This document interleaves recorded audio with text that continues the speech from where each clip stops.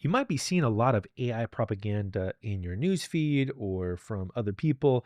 I've heard things very recently about AI, like you better use AI or you won't have a job. But on the flip side, I also hear things that AI is going to take my job. So which one is it, right? So we hear a lot of fear, and also the FOMO, the fear of missing out angle, is very common with the tech industry. And I wanted to get into debunking some of these things with propaganda around AI, and talk about why people are claiming it's better than it is, what actually is AI, and then what somebody can do to make an informed decision. So, first up here, what we're currently seeing is essentially a search engine. When people talk about AI, if you think about large language models, they're a pattern matching system that can look at a lot of data and find patterns inside the data and return it back. That's pretty useful, right? I've been doing this for years and years before the large language models, with things like k-means clustering or linear regression or other basic data science and exploratory data analysis tools. People have been doing this for decades, in fact, using these kinds of tools. I think the best way to think about large language models is they're an incremental change in technology. And if you look at the history of innovation, in fact, this is how innovation works. Back in the late 17th century, the steam engine was developed, and then it took decades and decades and centuries to eventually get to the combustion engine. And then it took centuries later. In fact, I think the first electric car was something around like 1910.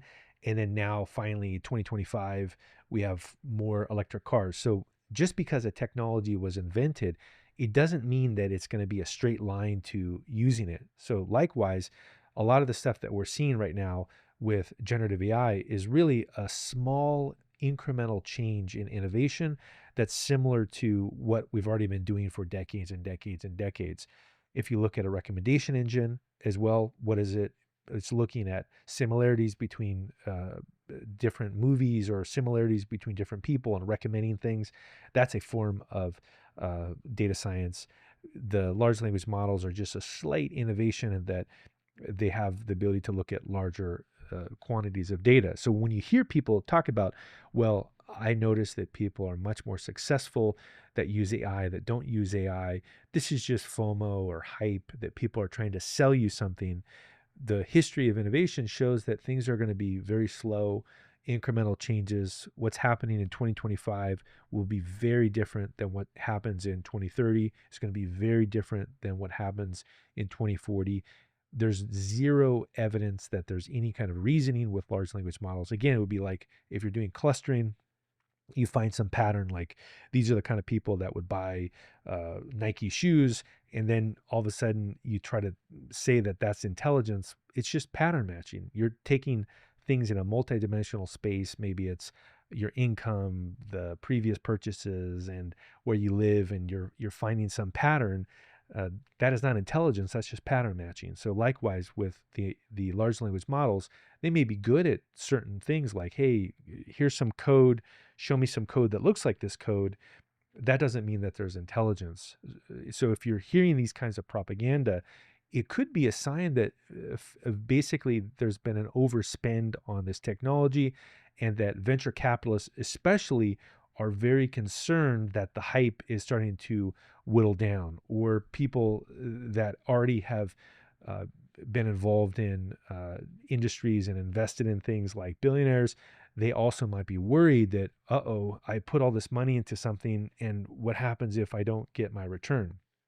So let's talk a little bit about what venture capital does, how they invest in things, and how that could aim some of this FOMO your way. So if you look at venture capital firms, they invest in 100 plus companies. Only one of the 100, if we're just kind of eyeballing it a little bit, only one of the 100 will be successful. The other 99, who cares if they fail? But we want that one to be really risky, and that one has an exponential return that's so great that it makes up for the fact that all of the other ones were failures. So if you think about that kind of thinking, they need to have exponential returns. So everything has to be amazing, right? It can't be okay. So when you talk about AI, it has to be amazing. It has to be exponential. If in fact, what we're seeing is that it's not exponential, that it's more of a linear or even logarithmic relationship where things are starting to peter out. Then the VCs get really worried because they put all this money in expecting exponential returns, but they're getting logarithmic returns. So I think that's really what we're seeing with a lot of the stuff right now with the hype and the, hey, you better use it now. If you don't use it, you won't have a job. But at the flip side, saying AI is going to take your job, it doesn't make sense. Really, what it's fear from the people that put the money into AI. Really, what likely is going to happen if you look at the models that have been released on these leaderboards is that we are going to have perfect competition. So that's a term in microeconomics where in perfect competition, all profit leads to zero. The classic story that I was told in graduate school is you have a small mountain town, maybe it's Tahoe or something like that, and a chef moves into town. The chef is an amazing four-star chef, and a restaurant hires the chef, and everybody in the town only goes to that restaurant because the food's so good. But then the other restaurants are about to go out of business, so they pay the chef more money to work at their restaurant. Eventually, that one chef, because they're a limited resource, it takes all of the profit in the town, and the only way to have more profit would be to have more, different kinds of chefs. So that's a perfect example for the large language models is if essentially all the profit is going to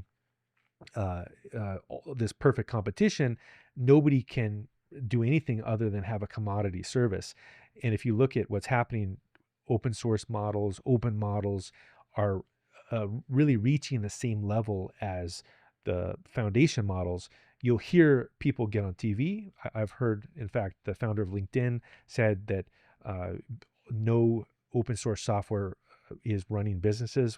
And that's a lie because 90% of businesses, global infrastructure use Linux, completely free software. So why is it that billionaire VCs are lying about open source software? Because they're worried they put money into a commercial solution that may not work out. So that's really the key takeaway is when you hear the propaganda about AI is this or AI is that, it doesn't mean that some of the technology isn't useful. I personally like large language models. I think they're useful for coding.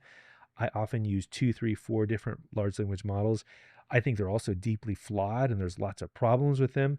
Just like if I was in the year 1710 and I guess knowing the things I know now, would I use a steam engine to pump water out of a well? Sure. Yeah. Or use a steam engine to help a mine get some water out. Great. Right. I would use an imperfect technology because it's better than not having the technology. But the idea that you're going to be a world beater with some new small little innovation with data science, like in the case of large language models, is just false. The history of innovation shows it's not. The people that are going to tell you lies are going to be the billionaires, the VCs. They're spreading misinformation because they're worried. They're worried that their investment won't go exponential. And the critical thinking approach would be to say, I'm going to take the stuff that's useful and I would lean towards open source, make the best use of it, but not listen to people who have a vested interest in spreading AI propaganda.